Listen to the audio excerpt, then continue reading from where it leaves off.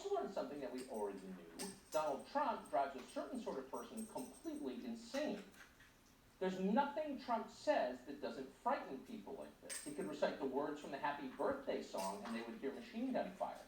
These are highly neurotic individuals. You get the sense many of them have severe allergies and digestive problems, so of course we're only speculating about that. In any case, it happened again last night when the president tried to explain why the human smuggling of children into the United States is a bad thing.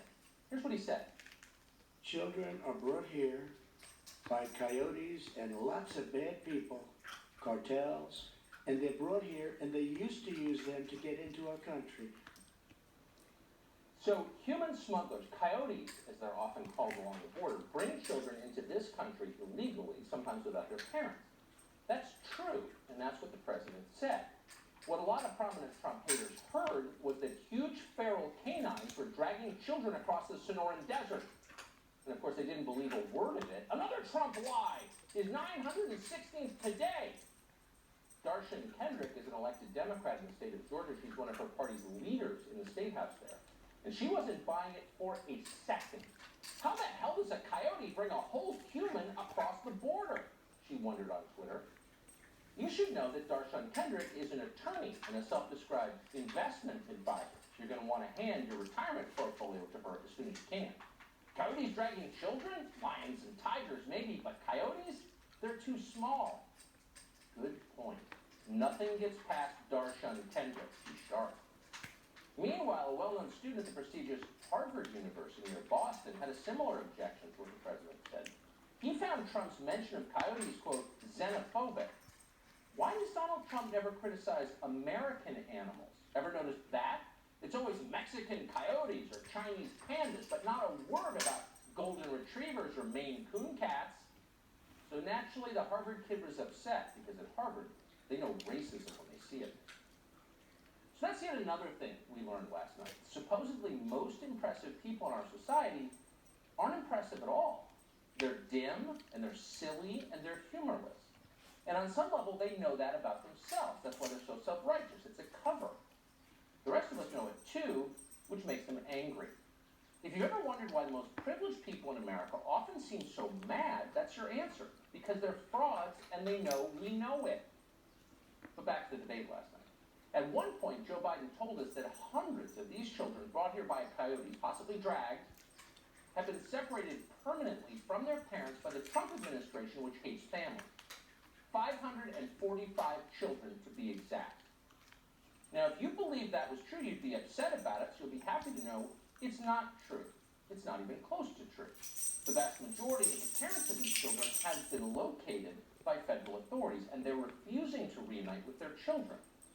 A DHS spokesperson says that in one lawsuit currently pending, the plaintiffs have been able to contact, quote, the parents of 485 children separated at the border, and yet, quote, they've yet to identify a single family that wants their child reunited with them in their country of origin. Oh, so it's more complicated than Joe Biden told us. In many cases, the parents in question are not in the United States. They're still back home at their country of origin, usually in Central America. In some cases, never even tried to come to the United States, and instead they set their children up with someone else, a coyote possibly, to bring them here.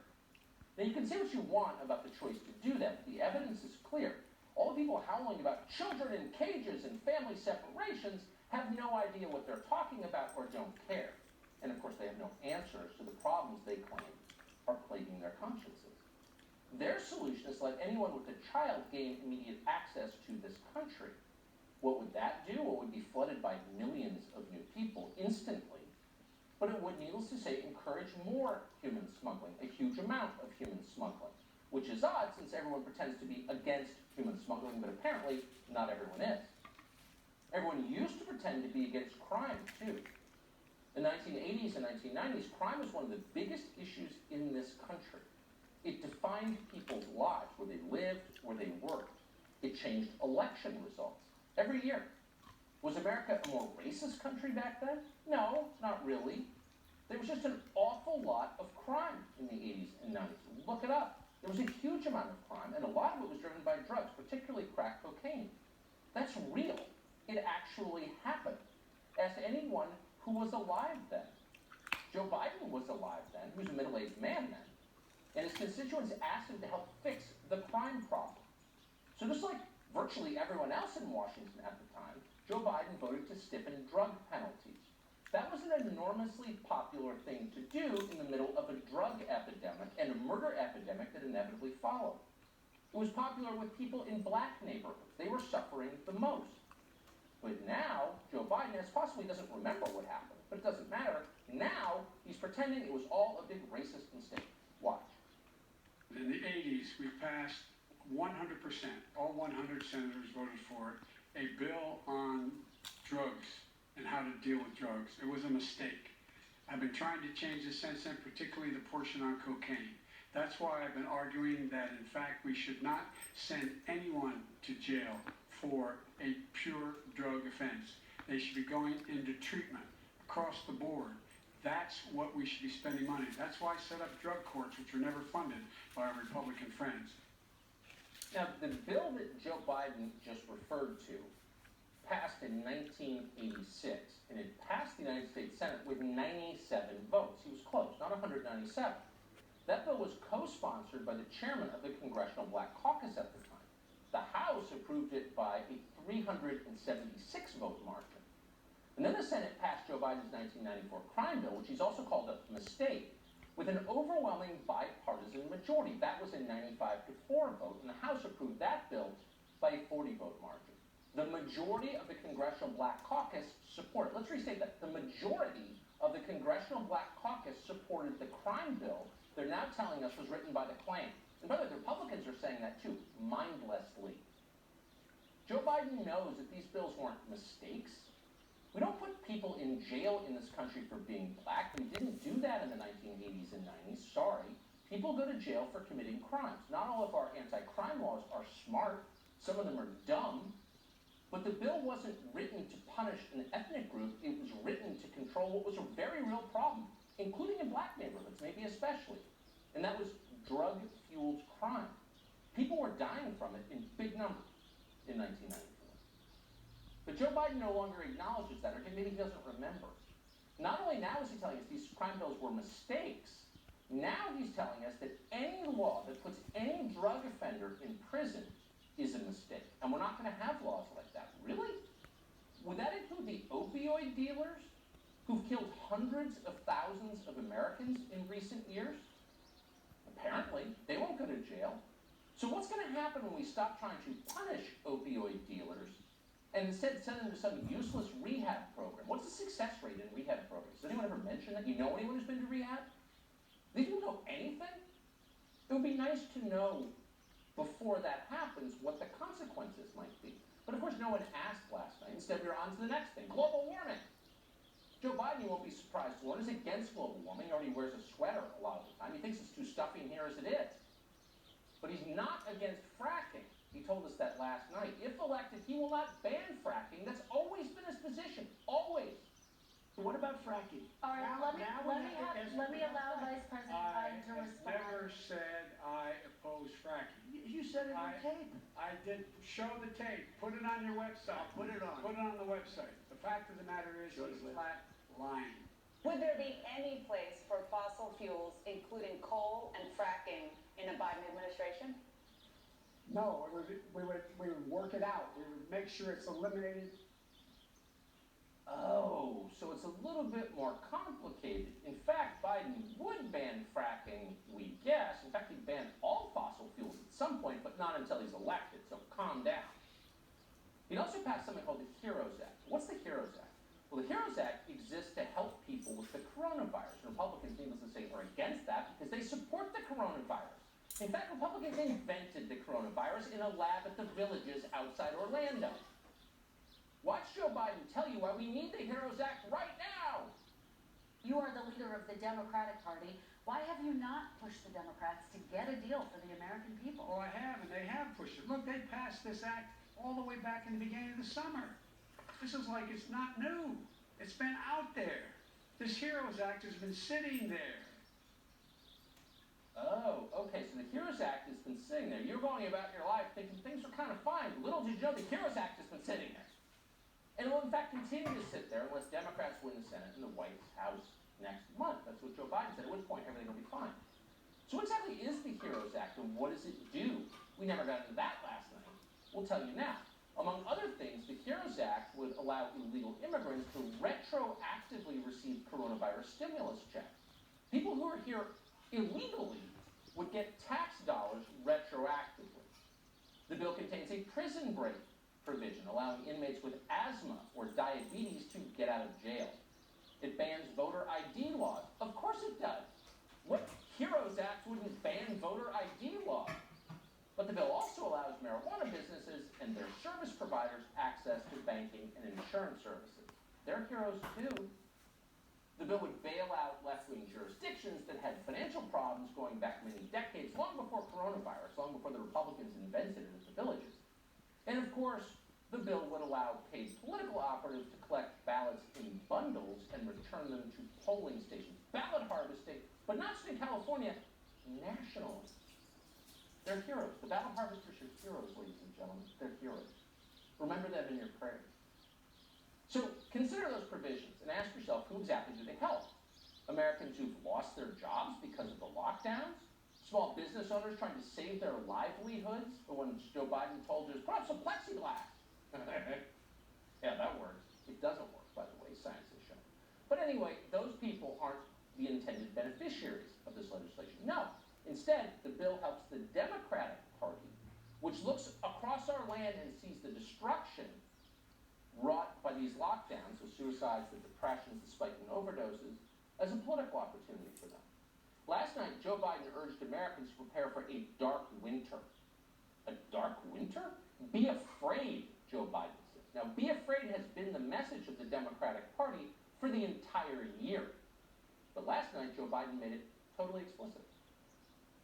When I say we're learning to live with it, we have no choice. We can't lock ourselves up in a basement like Joe does. He has the ability to lock himself up. I don't know, he's obviously made a lot of money someplace, but he has this thing about living in a basement. People can't do that. People are losing their jobs. They're committing suicide. There's depression, alcohol, drugs at a level that nobody's ever seen before. There's abuse, tremendous abuse. We have to open our country. You know, I've said it often, the cure cannot be worse than the problem itself.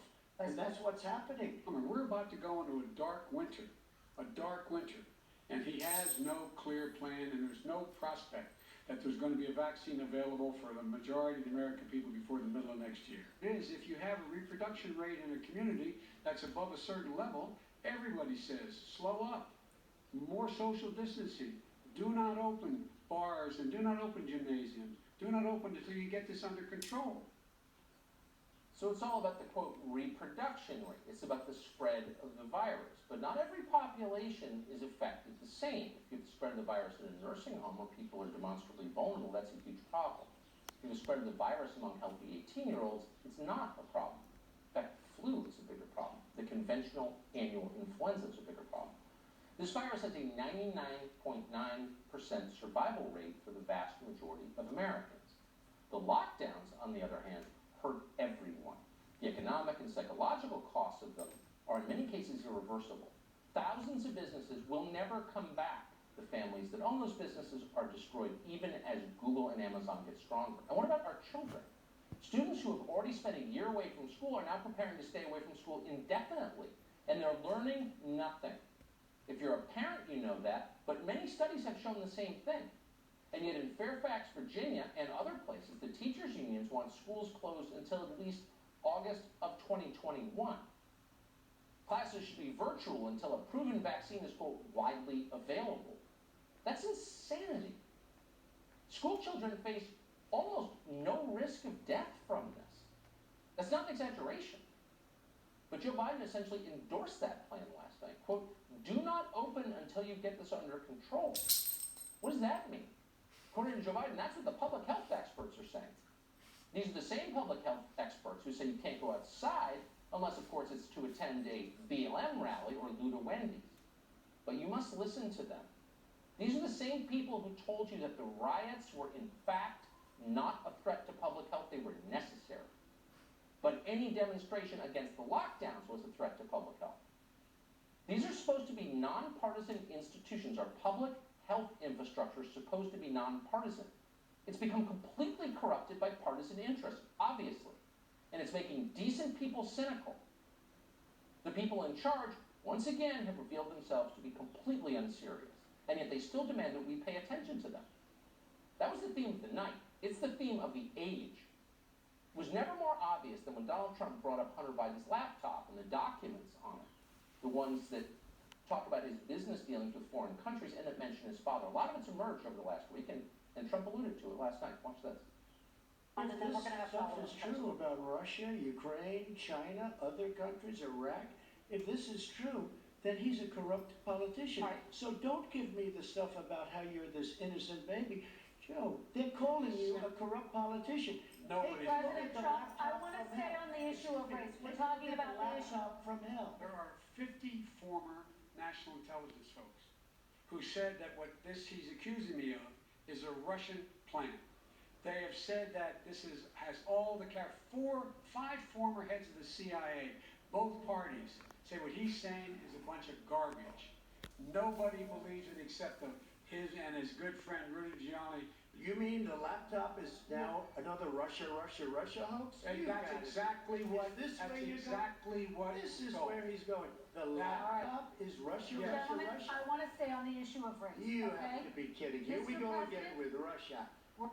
So a bunch of retired spies, not one of whom has seen the laptop or been able to assess its contents, have suggested in public, recklessly and for partisan reasons, that this is part of a Russian disinformation campaign. Now Joe Biden himself uses that claim, made on his behalf, again on the basis of no evidence, to bat down the question. If you're a little paranoid about maybe the CIA interfering in domestic politics, you just got a lot more paranoid, and for good reason, because they are. Meanwhile, no one in the Biden campaign has denied the authenticity of a single document because they know it's real. And there's overwhelming evidence that it's real. Hunter Biden's lawyer asked for the laptop back, and then Hunter Biden signed it over to the computer repair shop owner. There's now an on-the-record witness who was on many of the email and text message threads involving Hunter Biden confirming that it's all authentic. He just turned his phones over to federal investigators. Is he part of the Russian plot too? This is insane. But forget all that. Russia did it. Russia! The nation you are required to hate for reasons we can't explain but that are critical to our national security. Russia! They're bad! Why do they think they're bad, by the way? Worth thinking about. But don't think about it. Listen to the CIA, America. No more attention to details. Just vote for us. It'll all be better soon. So did this have any effect last night, this debate? That's the question we are asking